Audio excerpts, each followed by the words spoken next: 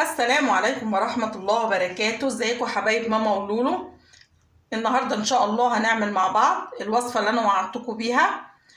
العجوة الكدابة. العجوة الكدابة دي تحشي بيها اي حاجة، تحشي بيها قرص، تحشي بيها كنافة، تحشي بيها قطايف، اي حاجة عايزة تحشيها. الحشوة العجوة الكدابة دي مناسبة لأي حاجة بتتحشي. يعني مش هتغلبي، يعني مش هتقفي على عجوة، مش هتقفي على اي حاجة. معايا كوباية سكر، 3 معالق دقيق، كوباية زبادي، بيضاية، باكت فانيليا، معلقة عسل ابيض، ودي ممكن تستغني عنها مفيش مشكلة لو مش موجودة، عادي جدا. اجيب عندي بولة هحط فيها علبة الزبادي بتاعتي، معاها 3 معالق دقيق، عليها البيضايه اهو، عليهم باكت الفانيليا. يبقى انا حطيت هنا عندي الدقيق وعندي الزبادي والبيضايه وباكت الفانيليا ومعلقه العسل.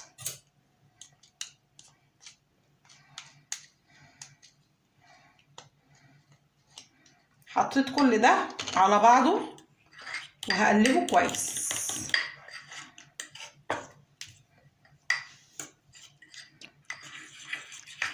لازم اقلبهم كويس واضربهم في بعض كويس لغايه ما اتاكد ان الدقيق والزبادي والبيضه والفانيليا كلهم اتضربوا مع بعض.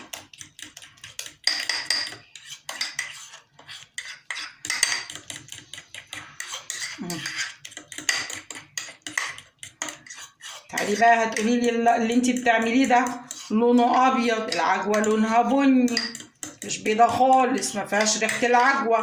اقول لك لا، دلوقتي انا هخليها بني وبحاجه بسيطه خالص، وهعرفك ايه هي. غير طعمها مش عايزه اقول لكم هيبقى في منتهى الجمال للحشوات. خلاص انا ضربتهم كويس بقوا بالشكل ده عندي. هاجي اركنها على جنب هنا واحط فيها كوبايه السكر وافرشها كده، واروح احطها على النار لغايه ما تتكرمل معايا. مش هقلبها عشان ما تسكرش مني وتتحول معايا لسكر لقطع ناشفه، لا هسيبها على نار هاديه لغايه ما تسيح معايا ويبقى لونها ايه، بني غامق، لغايه ما السكر ده يسيح. بص السكر ابتدى اهو يتكرمل معايا زي ما انتم شايفين كده. انا مش هقلبه خالص، انا كل اللي عملته ان انا وطيت عليه عشان ما تتحرقش مني، وهسيبها لغايه ما السكر بتاعي ده يكرمل كله يبقى اللون البني ده.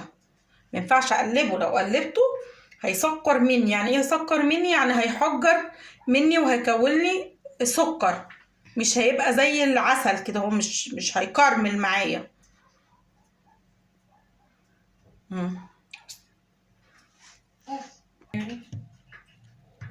تكرمل معايا. بصوا بيبقى بالمنظر ده اهو. انا دلوقتي ابتديت اقلبه بعد ما السكر بتاعي عندي كرمل اهو. المصداقيه هنا انا كنت نسيت احط معلقه سمنه بلدي مع العجينه بتاعتي دي، فانا حطيتها وضربتها كويس. انتوا بقى هتحطوا ايه؟ معلقه ايه؟ سمنه بلدي او سمنه عاديه مفيش مشكله، او زبده صفراء، اي حاجه عادي يعني. حط كده وتتقلب كويس بالشكل ده، وهوطي النار عليها. لازم تبقى على نار هاديه. الله على ريحتها، مش عايزه اقول لكم على ريحتها وجمالها. ساجده بتقول لكم اهو على حلاوتها وحلاوه ريحتها وجمالها. بصوا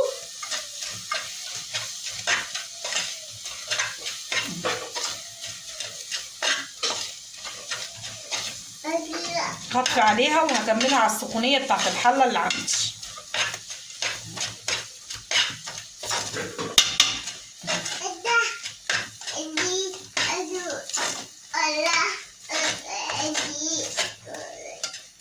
اهو تبقى عندي بالشكل ده اهو كده.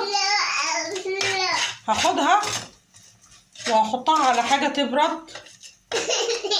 تبرد كويس. ادي كده العجوه الكدابه معايا بتاعتي اهو. مش عايزه اقول لكم على ريحتها وطعمها في منتهى الجمال. احشي بقى بيها، احشي كنافه، احشي قطايف، احشي قرص، بس حطيها الاول في التلاجة عندك او في الفريزر. بصي دي انا كنت عاملاها وشايلاها في الفريزر عندي. بصي بتبقى عامله ازاي اهي.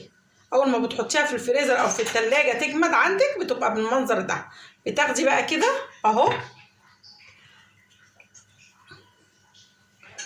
وتكوري بالشكل ده اهو. بتبقى عندك كده وتحطيها بقى جوه القرص عندك، جوه القطايف.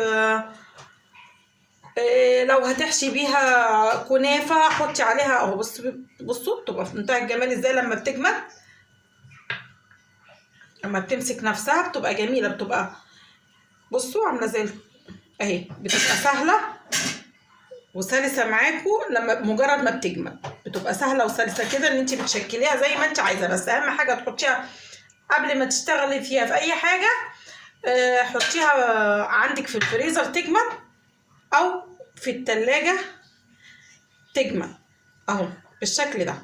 لو هتحشي بقى بيها كنافه حطي عليها زبيب وحطي عليها جوز الهند، ولو عايزه سوداني دقيه وحطيه برده عليها وقلبيه كويس. واحشي بيها قلب الكنافه بتبقى في منتهى الجمال. جلاش بتبقى جميله فيها برضو. والله مش عايزه اقول لكم في منتهى الجمال. حاجه كده طعم وريحه ومش هتغلبي بقى على حشوات. ويلا اعملي كل حاجه بقى في قلب البيت وما تشيليش هم ايه هتحشيها ايه اهي. في منتهى الجمال. وبتتحط خلي بالكم كمان في الكريب الحلو. الكريب الحلو العجوه الكدابه دي بتتحط فيه بتبقى في منتهى الجمال كمان اهو بالشكل ده.